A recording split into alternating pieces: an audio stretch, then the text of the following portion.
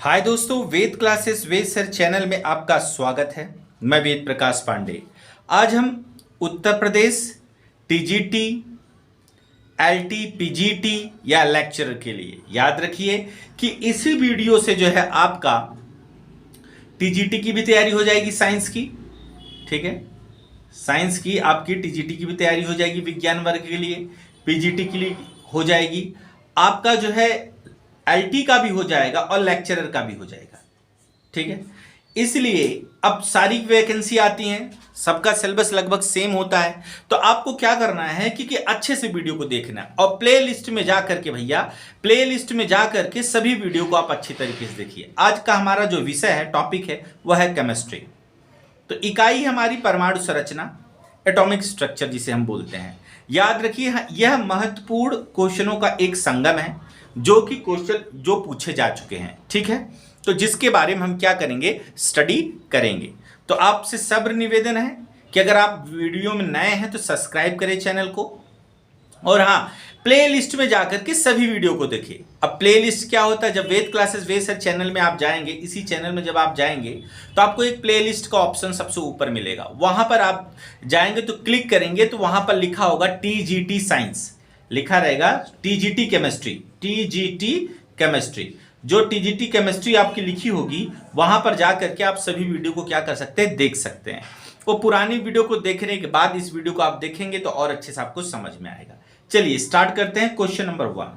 ठीक है, question number 1 क्या है, क्रोमियम Cr का इलेक्ट्रॉनिक अभिविन्यास है। हमारे पास 4 ऑप्शन है, argon 18 4s1 3d4, 3d5 4s1, 4s1 3d4, 4s2 3d4, उसके बाद आर्गन का 18 और 4s2 3d6। चलिए स्टार्ट करते हैं, हम इसको जानने का प्रयास करते हैं। ठीक है, अब सबसे पहले समझिए, क्रोमियम का जो एटॉमिक नंबर है वह है 24। जब आप इसे करते हैं तो इलेक्ट्रॉनिक विन्यास करते हैं 1s2 2s2 2p6 3s2 3p6, यहां तक 18 होता है। देखो 2 2 4 6 4 10 2 12 6 18 हो गया। अब आर्गन का एटॉमिक नंबर 18 हो गया। उसके बाद क्या होता है, 18 2 20, 4s2 और 3d देखिए 4। अब आप बच्चा यही कर देता जो कि गलत हो जाता है। ठीक है, आप समझो सबसे पहले कि क्या करना होता है। ठीक है, ये गलत हो जाता है आपका जो आप करते हो 4s2 3d4, यह एक अपवाद है, यह एक क्या है, अपवाद है। ठीक है, तो आर्गन का करते हो तो देखो अब क्या करते हो, 2 इलेक्ट्रॉन, ये देखिए डी में 5 ऑर्बिटल होते हो, 1 2 3 4, 1 2 3 4 5, 1 2 3 4। अब देखो एक होता है स्टेबिलिटी, क्या होता है स्टेबिलिटी, स्थायित्व। स्थायित्व में क्या होगा कि स्थायित्व में या तो हाफ फील्ड हो, ठीक है, या तो क्या हो, मतलब पूर्ण कक्षक हो, पूर्ण कक्षक, या तो आपका फुल फील्ड हो, या पूर्ण का मतलब सॉरी हाफ का मतलब अर्ध कक्षक हो, या तो फुल फील्ड हो, फुल फील्ड का मतलब क्या, पूर्ण कक्षक हो, मतलब पूर्ण कक्षक। तो इसको समझिए आप, या तो हाफ फील्ड हो, या तो सारे एक एक इलेक्ट्रॉन हो, मतलब सारे कुंवारे हो, मतलब सारे शादीशुदा नहीं हो, कुंवारे हो, एक एक इलेक्ट्रॉन हो। अब जरूरत कितनी की हो, जरूरत एक इलेक्ट्रॉन की हो, जरूरत क्या हो आपकी, एक इलेक्ट्रॉन की हो। तो बेसिक समझिए, अब देखिए 4s की तुलना में 3d की ऊर्जा ज्यादा है, 4s की तुलना में 3d की ऊर्जा ज्यादा होती है, तो ये एक इधर चला आएगा। जब एक इधर चला आएगा तो क्या हो जाएगा, देखो ये एक बचा, ये क्या बनेगा, ये देखिए 1 2 3 4 5। ठीक है, तो क्या बना, देखिए 4s1 बना, देखिए 4s1 बना और 3d क्या बन गया, 5 बन गया। देखिए एक ये हो गया 4s1 और ये 3d 5 हो गए, तो ये होता है इसका आंसर। ठीक है, 4s1 3d 5। और जरूरत कब हो, सिर्फ कितने की हो भैया, सिर्फ एक इलेक्ट्रॉन की जरूरत हो तब। ये नहीं कि दोनों उठा करके आप लेके चले जाएंगे, ऐसा नहीं है। सिर्फ जरूरत क्यों किसकी हो, कि एक इलेक्ट्रॉन की जरूरत हो। तो अब देखो यहां से एक इलेक्ट्रॉन यहां पे चला गया। ठीक है, जब आपका यहाँ पर एक इलेक्ट्रॉन चला, भाई 4s से 3d मांग रहा है, भैया 3d बोल रहा है, हे 4s एक इलेक्ट्रॉन हमका दे दो। 3d बोल रहा है 4s बोल काहे दे दें, 3d ज़्यादा गुंडा पावरफुल है, ज़्यादा ऊर्जा स्तर है उसका, तो एक इलेक्ट्रॉन उसको खींच लेता अपनी तरफ, तो ये क्या हो जाता 1 और यहाँ पर ये हो जाता। तो ठीक है, तो इसका मतलब कौन सा ऑप्शन होना चाहिए आपके 4s1 3d5 जिसमें हो। अब देखिए ऑप्शन में देखते हैं 4s1 3d5 कहाँ है, ये देखिए 4s1 3d5, तो इसका मतलब कौन सा ऑप्शन होना चाहिए यहाँ पर, बी वाला ऑप्शन आपका यहाँ पर क्या होगा, करेक्ट होगा। तो ये बेसिक टर्म्स को आप बहुत ही अच्छे तरीके से क्या कर लें, पढ़ लें। जब आप बेसिक टर्म्स को पढ़ेंगे तो आपको ये सारी चीज़ें क्लियर हो जाएंगी। ठीक है, तो ऑप्शन समझ में आ गया ना, रटिएगा नहीं, क्या है 3d5 4s1। और भैया आपसे रिक्वेस्ट है कि पिछली वीडियो नहीं देखे तो देख लें, ये सारी कंसेप्ट को हमने वहाँ बताया हुआ है, सारे कंसेप्ट को क्या किया है हमने बताया हुआ है। चलिए नेक्स्ट क्वेश्चन की ओर चलते हैं हम। ठीक है, नेक्स्ट क्वेश्चन और दमदार है, क्वेश्चन नंबर 2 क्या है यहाँ पे देखिए, कॉपर एटॉमिक नंबर क्या 29 का इलेक्ट्रॉनिक अभिविन्यास का सूत्र है। फिर वही तमाशा करना है अपने को। ठीक है, अब देखिए कॉपर 29, इसका क्या होता है भाई साहब, देखिए आर्गन ये क्या होगा जरा बताना, तो 18 होता है, उसके बाद 18 2 20 और 3d 9, यही ऑलमोस्ट बच्चे करते और ये गलत होता है।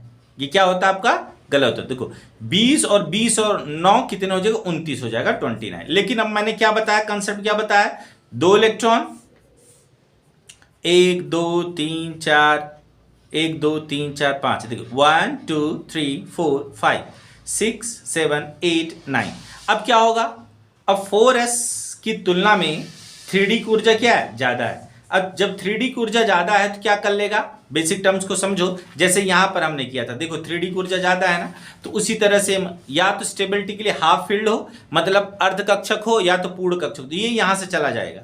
जब यहां से चला जाएगा एक इलेक्ट्रॉन, तो ये एक हुआ, और यहां पर देखिए 1 2 3 4 5 6 7 8 9 10, तो क्या हुआ बोलो, एक यहां पर होगा 4s1 हो जाएगा और 3d क्या हो जाएगा 10 आ जाएगा। तो ये सही है क्या, 4s1 3d 10। अब ये ऑप्शन कहां है देखिए भैया, 4s1 3d 10 यही है, तो इसका मतलब सी वाला ऑप्शन क्या होगा, तैयार हो जाएगा। ठीक है, क्वेश्चन नंबर 3 बहुत बार पूछा गया है, क्वेश्चन नंबर 3 पे चलते हैं। क्वेश्चन नंबर 3 क्या है, देखो 2s कक्षक के लिए इलेक्ट्रॉन के कोणीय संवेग का मान है। 2s कक्षक के लिए, 2s कक्षक के लिए इलेक्ट्रॉन के कोणीय संवेग का मान है। तो सबसे पहले आप यहां पर देखिए, अब देखिए इलेक्ट्रॉन का कोणीय संवेग, इसका सूत्र जो होता है आप देखिए बराबर होता है √L+1, ठीक है, H अपॉन किसके 2π। ठीक है, तो आप इस चीज को समझ जाइए। अब ये फॉर्मूला होता है H अपॉन 2π। अब देखिए L क्या है यहां पर, देखिए L क्या है यहां पर, कोणीय संवेग है, सॉरी L क्या है, द्विगंशी क्वांटम संख्या,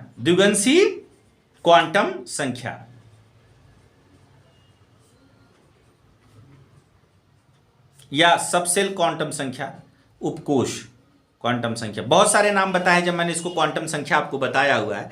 तो क्वांटम संख्या जो बताया वहां पर देखिए। अब देखिए 2s के लिए L की वैल्यू क्या होती है, 0 होती है, मैंने बताया आप लोगों को बहुत बार बताया है। S के लिए L की वैल्यू क्या होती है, 0। P के लिए L की वैल्यू क्या होती है, 1। D के लिए L की वैल्यू क्या होती है, D के लिए L की वैल्यू क्या होती है, 2। F के लिए L की वैल्यू क्या होती है, 3। ठीक है, S P D F G, G के लिए L की वैल्यू क्या होता है, 4। H L की वैल्यू क्या होती है, 5। ये बेसिक कंसेप्ट है, इन बेसिक कंसेप्ट को आप जानते रहिए। ठीक है, तो लिखिए यहां पर, इस फॉर्मूले में रखिए L की वैल्यू रखिए, तो क्या हो जाएगा देखिए, L की वैल्यू आप S के लिए क्या, भाई देखो S है ना, S के लिए L की वैल्यू क्या है, 0 है। तो अब जब यहां पर आप रखेंगे तो कोणीय संवेग angular momentum is equal to the under root, देखिए यहां पर क्या हो जाएगा 0 0+1 H अपॉन 2π। तो अब यहां पे 0 का मल्टीप्लाई इसमें करोगे तो क्या हो जाएगा, देखो 0 का मल्टीप्लाई इसमें करोगे तो √0 इंटू H अपॉन 2π। अब 0 से मल्टीप्लाई कर दोगे तो आंसर क्या आएगा, 0। आंसर क्या आएगा 0। अब 0 का गुणा भैया इसमें कर दोगे ना, 0 गुणा 1 में करोगे तो 0, 0 गुणा 0 में करोगे 0, तो ये पूरा पोर्शन 0 हो गया। तो h/2 से करोगे तो क्या आ जाएगा 0 आ जाएगा। छोटे बच्चे की तरह आप इस चीज को समझ लीजिए। तो क्या ऑप्शन में आना चाहिए भैया, यहाँ पर ए आना चाहिए। ठीक है, अब क्वेश्चन नंबर क्या चलना है 4। क्वेश्चन नंबर 4 में देखिए मजेदार चीज है, कक्षक में उपस्थित इलेक्ट्रॉन के कोणीय संवेग का सूत्र। इसका आंसर आप खुद बताओगे, यहां पर मैंने यहां बता दिया था, यहां पर मैंने कोणीय संवेग का सूत्र नेक्स्ट इस वाले क्वेश्चन में बताया है। कोणीय संवेग का सूत्र मैंने यहां पर बताया हो, तो इसका ऑप्शन आप खुद बताओगे कि क्या होना चाहिए। देखिए कक्षक में उपस्थित इलेक्ट्रॉन के कोणीय संवेग का सूत्र है, तो यहां पर लिखना था आपको h/2π। ठीक है, अब आप बता दोगे कि कौन सा ऑप्शन सही है। ठीक है, h/2π, तो आपको यह बता देना है कि कौन सा ऑप्शन सही है। भैया बताएंगे आप लोग तो नेक्स्ट वीडियो अपलोड हो जाएगी। क्वेश्चन नंबर क्या है हमारा 4। क्वेश्चन नंबर 4 का आंसर जरूर बताइएगा। ठीक है, नेक्स्ट क्वेश्चन दमदार है। क्वेश्चन नंबर क्या है 5।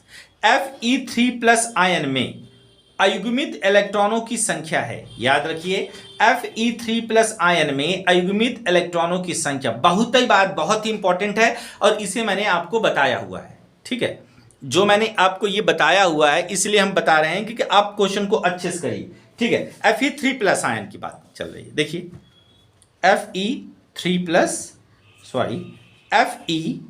Fe3+ आयन की बात चली, इसमें अयुग्मित इलेक्ट्रॉनों की संख्या पूछ रहा है। अयुग्मित, पहले Fe का परमाणु क्रमांक देखिए। Fe का परमाणु क्रमांक क्या होता है 26। 1s2 2s2 2p6 3s2 3p6 4s2। अब देखिए 2 2 4 6 4 10 2 12 6 18 18 2 20 20 और 6 26। ठीक है, तो आपने इस चीज को देख लिया, 20 और 6 26, ये सब बताया हुआ। आप बाऊ है ये भैया, आप बाऊ का वीडियो अगर जो भी जिस बंदे ने देखा होगा आप बाऊ का प्रिंसिपल, उसके लिए तुच्छी लगेगी ये चीज। ये सारी चीजें मैंने बताया। अब देखिए क्या है, देखिए 4s2 और 3d6। अब देखिए जब से तेरे नैना 3 4 5 6 हुंड साहब ये बोलते। अब देखिए Fe3+ है, 3+ है, तो देखिए 3 इलेक्ट्रॉन जाने तो 4s और ये 3d है। तो सबसे पहले किस में जाना, इसमें चले गए, तो ये क्या हो 4s 0 हो गया। तो बेसिक टर्म्स को समझो कि यहां पर 4s क्या हो गया 0 हो गया। जब यहां पे 4s 0 हो गया, अभी लेकिन 3 है ना, 2 गए यहां से, 4s2 है तो 2 गए। अब एक यहां जाना, अब कौन सा जाएगा, यही बच्चा गड़बड़ करेगा। यहां पर लास्ट इलेक्ट्रॉन जाएगा। अब लास्ट इलेक्ट्रॉन कौन सा देखो 1 2 3 4 5 और ये 6, तो क्या हुआ 3d क्या हो गया 5, 3d क्या हो गया 5। अगर इलेक्ट्रॉनिक अभिविन्यास भी पूछे तो आपको ये पता होना चाहिए। इलेक्ट्रॉनिक अभिविन्यास क्या हुआ इसका 4s 0, 3d क्या हुआ 5। अब 3d 5 का मतलब आप समझे, ये देखिए 1 2 3 4 5, तो कितने अयुग्मित इलेक्ट्रॉन है। देखिए अयुग्मित इलेक्ट्रॉन का मतलब समझ रहे, कुंवारे। जैसे आप लोगों की भी नौकरी जिसकी नहीं लगी उसके शादीशुदा नहीं हो, कई लोग शादीशुदा होंगे, टेंशन ना लीजिए, जो भी है देख लेंगे। 1 2 3 4 5, तो कितने अयुग्मित इलेक्ट्रॉन है 5, 5 कुंवारे हैं यहाँ पर, क्लियर कर लेते हैं। देखिए तो इसका ऑप्शन कौन सा होना चाहिए भैया 5। अब देखिए क्वेश्चन नंबर 6 पर आप जाइए। ठीक है, क्वेश्चन नंबर 6, तो देखिए क्वेश्चन नंबर जो 6 है उसमें क्या बोला, बोर सिद्धांत के अनुसार परमाणु की त्रिज्या निर्भर करती है। बोर के सिद्धांत के अनुसार परमाणु की त्रिज्या निर्भर करती है। अब देखिए बोर के सिद्धांत के अनुसार, अब भैया देखो बोर का सिद्धांत मैंने बहुत अच्छे से बताया हुआ है। जो बच्चा बोर के सिद्धांत वाली वीडियो देखा होगा वो तुरंत ही बता देगा इसका आंसर, बहुत आसान है। तो बोर के सिद्धांत का त्रिज्या, अब जो त्रिज्या होती है r, यह किसके बराबर होता है मैंने आपको बताया हुआ है, n² ब्रैकेट में क्या था h² ε0 upon pi m ZE का स्क्वायर। ठीक है, इसके बराबर होता है, इसका मतलब n² है ना ये, और इसी को हम क्या बोलते हैं मुख्य क्वांटम संख्या बोलते हैं, मुख्य क्वांटम संख्या। अब जब इसको मुख्य क्वांटम संख्या बोलते हैं तो अब समझो इसको, इसका r अनुक्रमानुपात किसके हो गए n² के। आर ये तो कांस्टेंट है ना भैया, ये कांस्टेंट है, तो बताया था बोर के सिद्धांत वाले वीडियो में मैंने बताया है आर अनुक्रमानुपाती किसके, एन स्क्वायर के। तो इसका मतलब कौन सा ऑप्शन है भैया, एन स्क्वायर कहाँ है, देखो एन स्क्वायर इसमें, तो ये वाला ऑप्शन आपका सही है। ठीक है, अब क्वेश्चन नंबर 7, 3s तथा 2p में रेडियल नोड की संख्या है। देखो ये भी बताया हुआ मैंने आपको जब मैंने शेप ऑफ ऑर्बिटल बताया हुआ, कक्षकों के आकार के बारे में जब मैंने बताया तो वहां पर इसे बताया है। क्वेश्चन नंबर 7, अब क्वेश्चन नंबर 7 देखिए, क्वेश्चन नंबर 7 को जानने का प्रयास करिए। अब देखिए यहां पर क्वेश्चन नंबर 7 क्या होगा, आप आंसर बताइए इसका। चलिए क्वेश्चन नंबर 7 अब पूछ रहा रेडियल नोड, रेडियल नोड किसके लिए पूछ रहा है, पहले 3s के लिए, किसके लिए पूछ रहा है, 3s के लिए। रेडियल नोड बराबर क्या होता है बोलो, l -1 -1, देखो l -1 -1। अब s है, s के लिए l की वैल्यू क्या होती है 1, मैंने बताया ना l की वैल्यू s के लिए क्या होती है भैया 1 होती है। तो अब लगा दो रेडियल नोड बराबर क्या हो जाएगा, देखो s के लिए 1 -1 सॉरी 0 सॉरी s के लिए उनकी क्या होती है 0, यार कभी कभी गलत बोल देता हूं मैं। तो s के लिए l की वैल्यू क्या होती है 0, s के लिए l की वैल्यू क्या होती है 0। फिर से नोट कर लो, करेक्शन दूर करो, l की वैल्यू क्या होती है देखो 0। ठीक है, याद रखना, फिर से बोल रहा हूं, s के लिए l की वैल्यू क्या होता है 0। कोई बच्चा गलत नहीं लिखेगा, कोई बच्चा गलत नहीं लिखेगा भाई साहब। s is equal to the s के लिए l की वैल्यू क्या होती है 0, ये 0 होती है। तो ये क्या होगा 0 0 माइनस ये क्या है 1 -1। ठीक है, बेसिक कंसेप्ट को समझिए। तो इसका मतलब क्या होगा जरा बताना, तो यहां पर क्या हो जाएगा जरा बताना, तो 3s की वैल्यू क्या होगा देखो 2। ठीक है 2, तो ये बेसिक कंसेप्ट को जान लो। अगर बेसिक कंसेप्ट को नहीं जान रहे हो तो इसका मतलब 3s के लिए नोडों की संख्या क्या हो गई 2। तो अब यहां पर देखो बेसिक कंसेप्ट को समझो, तो अब यहां पर देखो 2 हो गई नोड, -2 मतलब पॉजिटिव होता है, तो ये 2 हो गई। आगे देखो रेडियल नोड है ये, आगे समझते हैं जरा और बेसिक कंसेप्ट। अब किसके लिए बोल रहा है 2p के लिए, अब 2p के लिए बताइए, 2p के लिए बताइए। अब p के लिए l की वैल्यू क्या होता है, p के लिए l की वैल्यू क्या होता है 2। p के लिए l की वैल्यू क्या होती है जल्दी बताओ 1 होती है। अब करो यहां पर देखो क्या होगा, देखो यहां पर, तो बेसिक कंसेप्ट को आपको जानना है। देखो बेटा यहां पर गलत बता रहा हूं, इसका रेडियल नोडों की संख्या क्या होती है, ये होती है n -l -1। बेसिक कंसेप्ट को समझिए, रेडियल नोडों की संख्या कितनी होती है, रेडियल नोडों की संख्या क्या होती है n -l -1। देखिए n -l -1।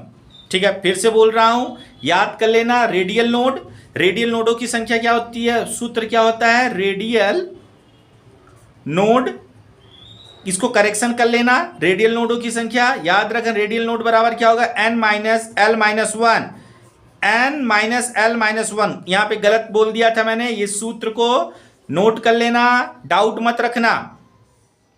कई लोग वीडियो को भगा देते हैं, तो आपको भगाना नहीं है। रेडियल नोड की वैल्यू क्या होती है n -l -1। ठीक है, तो अब किसके लिए निकालोगे, देखो यहां पर किसके लिए निकालोगे, बेसिक फंडे को समझो। ठीक है, देखिए रेडियल नोड एक्चुअली क्या होता है, बच्चे कुछ गलत लिख देते हैं शॉर्टकट में भगाने के चक्कर में, बराबर n -l -1। तो अब क्या होगा देखिए 3s के लिए निकालो, 3s के लिए n की वैल्यू क्या 3 है, 3 माइनस s के लिए क्या है 0, l की वैल्यू s के लिए क्या होती है 0 -1, तो 3 -1 रेडियल नोड कितना है 2। याद है रेडियल नोड क्या है 2। अब 2p के लिए निकालो रेडियल नोड, 2p के लिए रेडियल नोड तो क्या होता है जरा बताना, तो n -l -1। अब 2p है तो 2 है, ये 2 माइनस p के लिए l की वैल्यू p के लिए क्या होती है 1 होती है, 1 -1 तो क्या होगा देखिए 2 -1 -1 कितना हुआ 2 -2 बराबर क्या आया 0।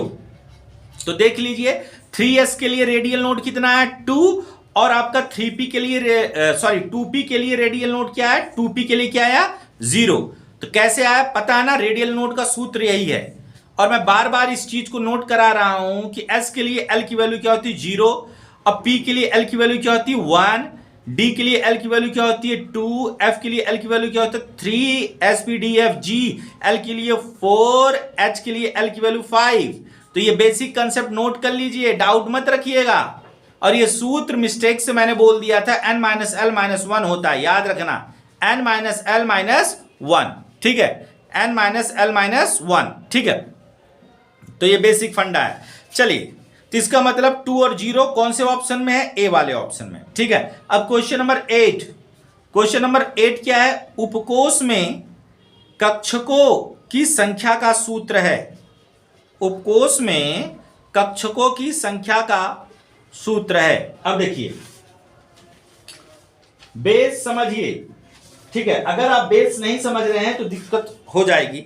अब बेस समझिए, क्या बोला, उपकोष में कक्षकों की संख्या का सूत्र है। मैंने मुख्य क्वांटम संख्या, चुंबकीय क्वांटम संख्या m बराबर क्या बताया 2l + 1 ना।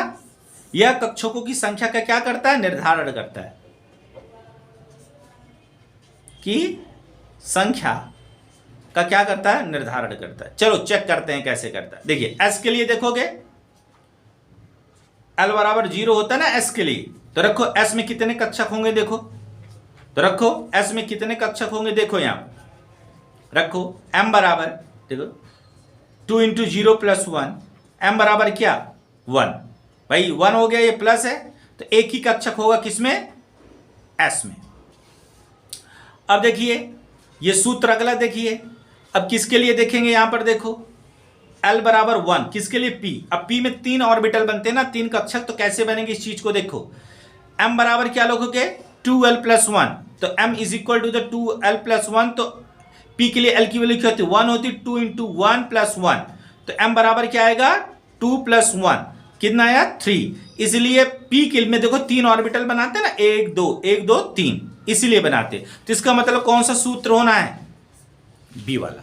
तो याद रखना, कोई भी डाउट मत रखना, कि ये बेसिक कंसेप्ट को समझते हुए आप चलना, ठीक है। आगे चलते हैं नेक्स्ट क्वेश्चन की ओर, ठीक है। उपकोष में इलेक्ट्रॉनों की संख्या का सूत्र है, तो ये बेसिक कंसेप्ट समझ जाइए। उपकोष में इलेक्ट्रॉनों की जो संख्या का सूत्र होता है 2l + 1। अब इसको करेंगे तो क्या होगा, देखो 2 दूना 4, 2 दूना 4। अब 2 दूना 4 मतलब क्या हो जाएगा बोलो 4l, और 2 का मल्टीप्लाई इधर भी करेंगे तो +2 तो इसका मतलब देखो ये वाला भी ऑप्शन है, और देखो 4l + 2 ये वाला भी ऑप्शन है। इसका मतलब डी वाला ऑप्शन हो जाएगा आपका ए तथा बी दोनों, ए तथा बी दोनों, मतलब ए वाला भी है और बी वाला भी ऑप्शन है। इसका मतलब क्या होगा, कौन सा ऑप्शन होना चाहिए यहां पर, ए = डी वाला ऑप्शन होगा, क्योंकि ए वाला भी सही है और बी वाला भी सही है। अब क्वेश्चन नंबर 10, क्वेश्चन नंबर 10 में आप जाएंगे तो क्या है, देखिए क्वेश्चन नंबर 10 में सोडियम Na के अंतिम इलेक्ट्रॉन के लिए क्वांटम संख्या का मान है। ऑप्शन देखिए, बोल रहा है सोडियम Na के अंतिम इलेक्ट्रॉन के लिए क्वांटम संख्या का मान है। अब ये ऑप्शन दिए हैं, उसको समझना है, ठीक है। सोडियम का अंतिम इलेक्ट्रॉन, सोडियम के एटॉमिक नंबर 1 होता है, 11 होता है। अब 11 होता है तो क्या होगा बोलो 1s2 2s2 2p6 3s2 1 गिन लिया ना भाई साहब, 2 2 4 6 4 10 1 11 3s1 हुआ।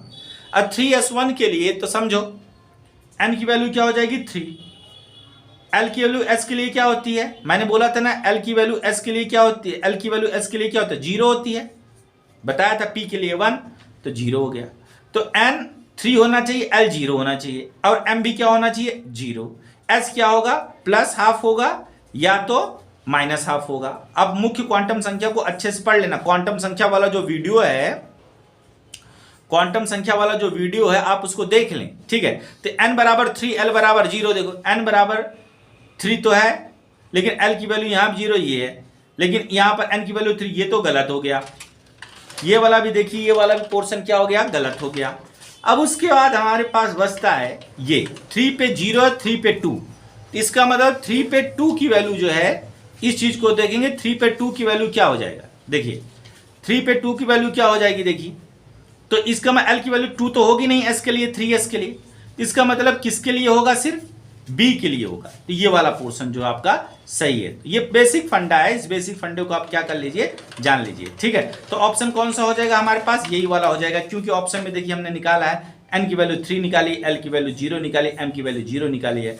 तो अब रटिएगा नहीं, तो इसका मतलब ऑप्शन नंबर बी वाला क्या है हमारा, सही है। तो ये बेसिक फंडा है, इन बेसिक फंडे को आप अच्छे से क्या कर लें, समझ लें।